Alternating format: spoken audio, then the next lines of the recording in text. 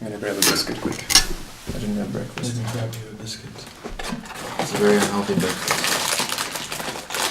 Such is life. Life is unhealthy. Yes, life is an unhealthy breakfast. Hey, welcome to our weekly video. Put on the kettle, sit down with us and Yeah. get in the mood while we talk about a sensual song called Heaven Sleeps.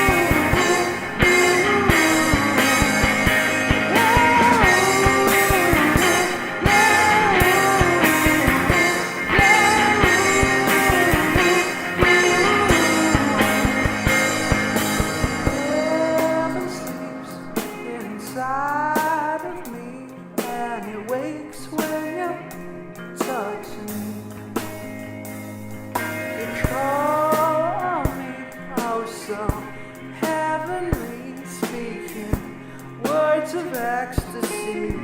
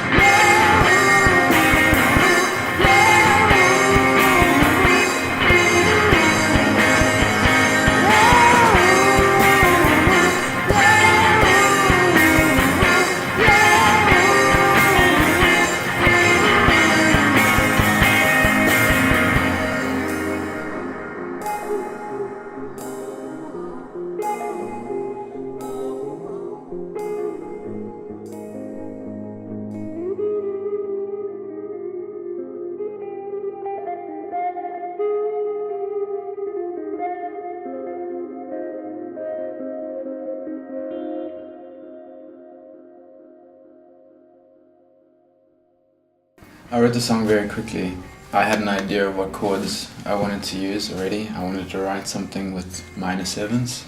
A whole lot of lyrics just popped into my head very quickly, and I ran to my bedroom, picked up my guitar, and I wrote the song on the spot. I think part of the reason why it was so quick was the verses only really have lyrics, and it tells the story, and then I think the chorus is just a very emotive wooing. We wooing you in the song. It didn't really need the lyrics to describe anything.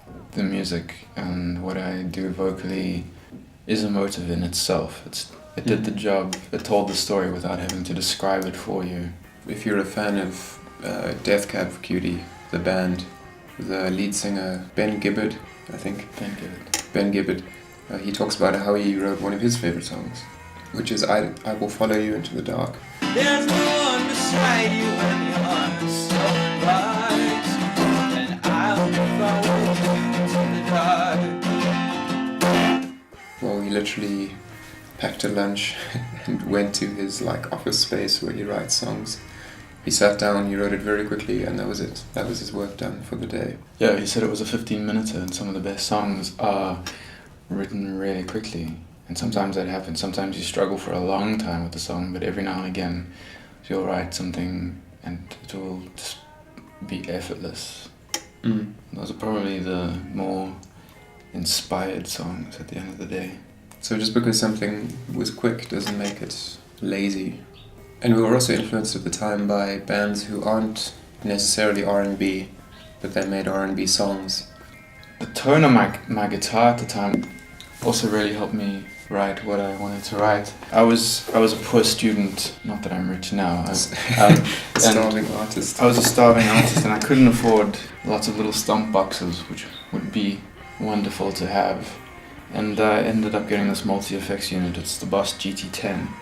I fiddled with some of the tones and some of the sounds, and there's one you'll hear in the song that just had the right sound, and I use that sound now in like almost every song.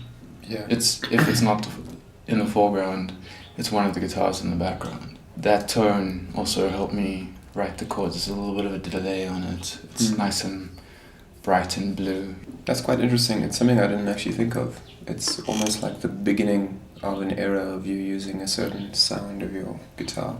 This song was the first song which we tried to make like a music video for. And in the music video you featured in your Mini, your little old yellow Mini. Which I named Julia. And yeah, that was a long time ago.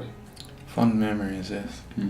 So it was the first time that we made a music video for one of our songs. Yes, it's around about the time I started playing around with video cameras in varsity. I'm not the biggest fan of in-your-face guitar solos. I think that they can be quite showboaty. For some songs they are cool, but they should never be a musical substitute. It's there only because it's like a mechanical procedure, an ejection. I think this is the first time ever where I felt my heart and my fingers and the sound of the guitar and my amp were all aligned, and it's not a very elaborately written solo. It's very simple. It just follows the melody of what I'm singing, and it actually brings the drums out quite a lot as well. I know when we play the song live and you start playing the guitar solo, the drums come out a lot more and it kind of drives people towards the end of the song. I almost feel guilty calling it a guitar solo. I don't feel like it is a real solo. It's just instrumental. It's a bridge to greater things. The song is, because it's more, I mean, you use the word sensual. The word I would use is jazzy. Especially since you're playing like these minor seventh chords on your guitar. The way I interpret minor seventh chords is always like very fluffy, jazzy, snazzy chords, you know? So a big thing that goes with drums in jazz is jackets. In addition to jackets, one of the big parts of like jazz rhythms is the so-called like swing, you know, like da, da, da, da, da, da, da. So there is like a very slow swing in this song as well. We still kind of both bop a little bit. Yeah. And you can't help it. I can't help it. The drums are pretty simple, but I think the fact that the drums are like quite held back actually brings them up more. It's like lowering your voice to get people's attention. It's just a feel-good song with a nice little story in there. So we hope you enjoyed listening to the song and listening to us talk about it. Get out of my frame. We hope it got you in the mood. That's why I needed to eat a biscuit. To keep up with my spontaneity. I'm just reading what we have written down quickly. Don't forget, we release a new video every Monday, so stay tuned for next week's video. Don't forget to like, share and subscribe. It was nice talking to you. We don't talk very much anymore, ever since you got married and had kids. You moved to France. We do miss you. I wrote this song for you, about you, and I miss you. Sincerely, deeply. Can't you see we're obsessed with you?